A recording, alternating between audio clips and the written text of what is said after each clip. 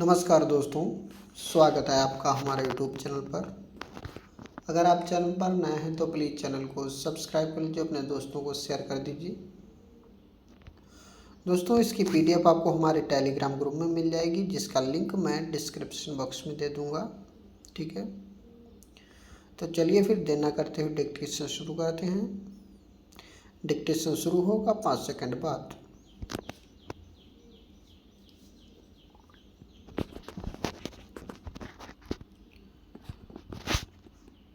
Start.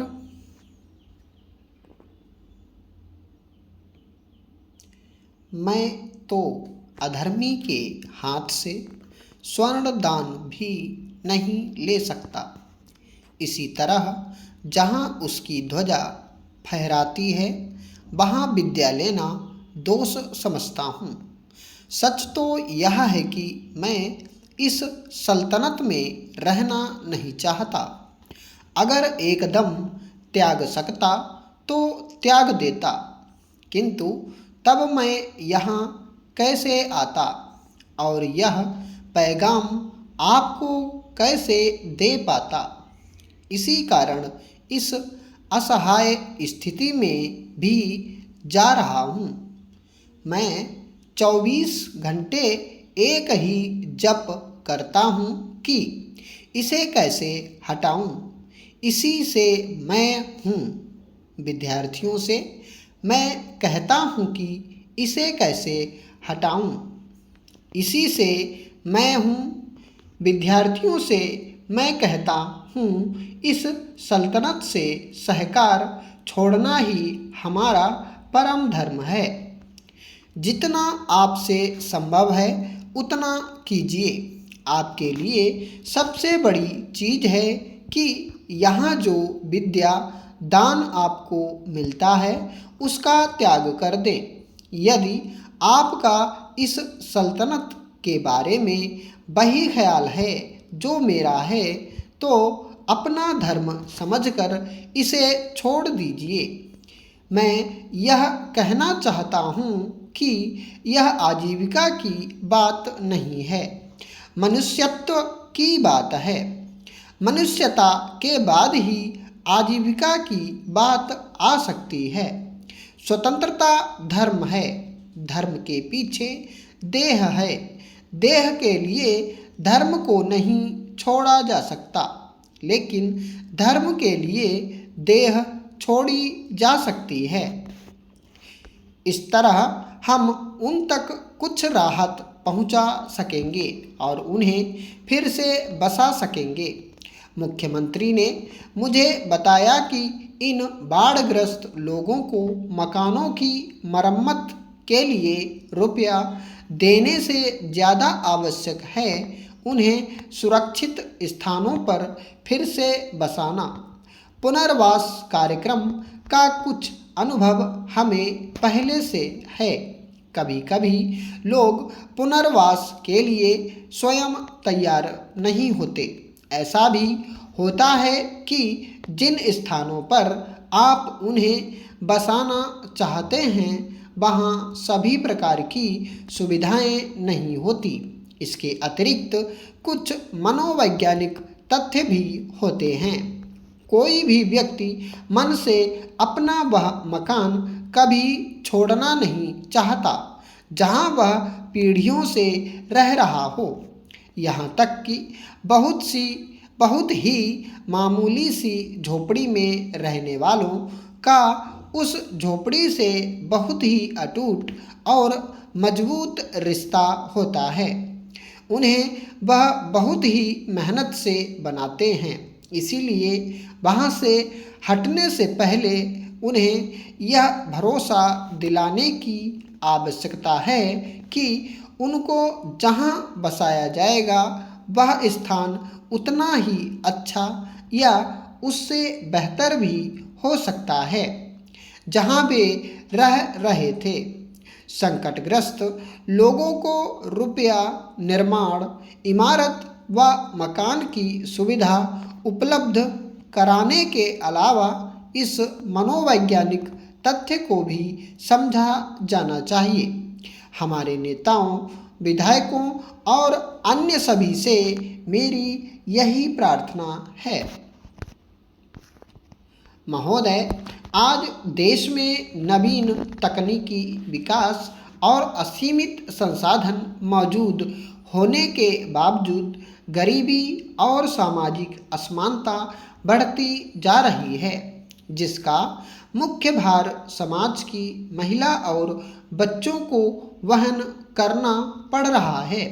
सर्वाधिक दुख की बात तो यह है कि महिलाओं में कार्य करने की क्षमता और इच्छा होने के बावजूद उनको इसका अवसर नहीं मिल पाता है।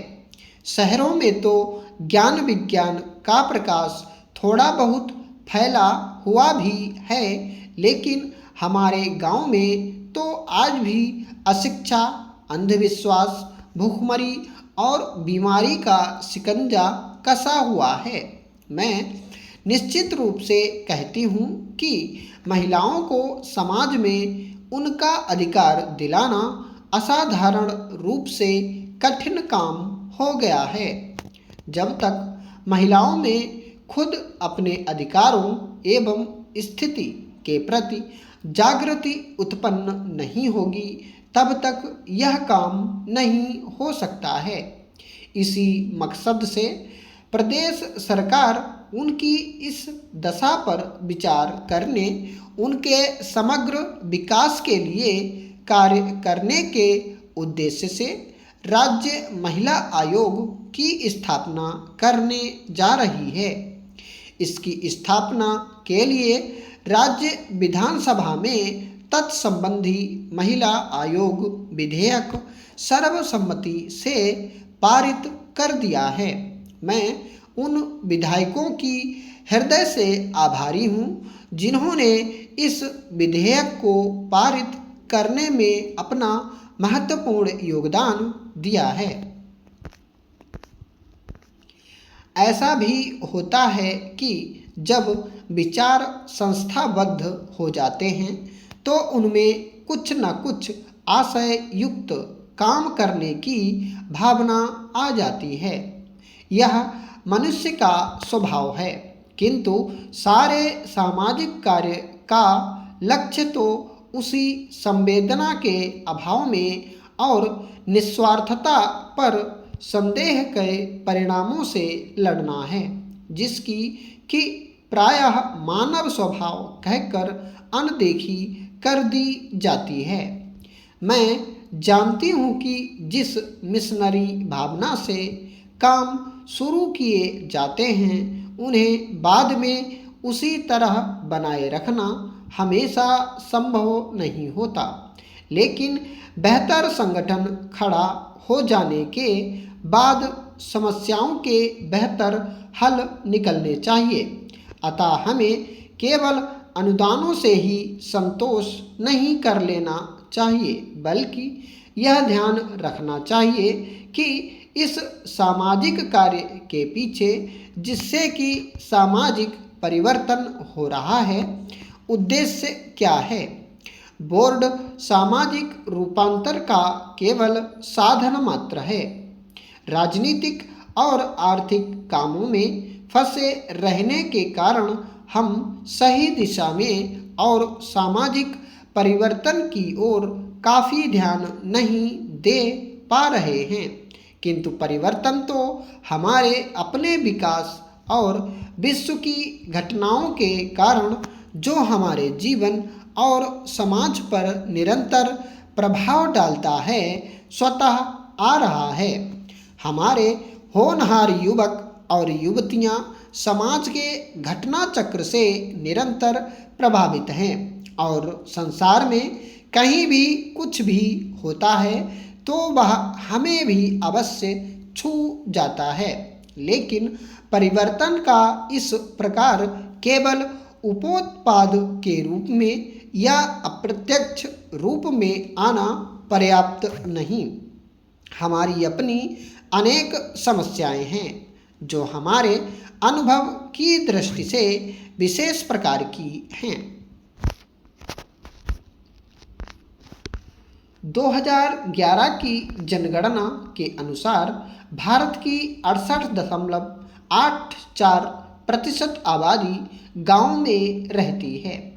जनगणना के आंकड़ों से जब सरकार को पता चला कि ग्रामीण क्षेत्रों में केवल 32.70% परिवारों को शौचालय की सुविधा प्राप्त है और देश की 2/3 ग्रामीण आबादी शौचालय की सुविधा से वंचित है, तो सरकार और विकास के लिए आवाज उठाने वाले दंग रह गए। खुले में शौच करना न सिर्फ स्वास्थ्य के लिए खतरनाक है, बल्कि देश के ग्रामीण इलाकों में जिन महिलाओं को शौचालय की सुविधा उपलब्ध नहीं है, वे सूर्योदय से पहले या रात के अंधेरे में ही शौच कर सकती हैं। स्टॉप।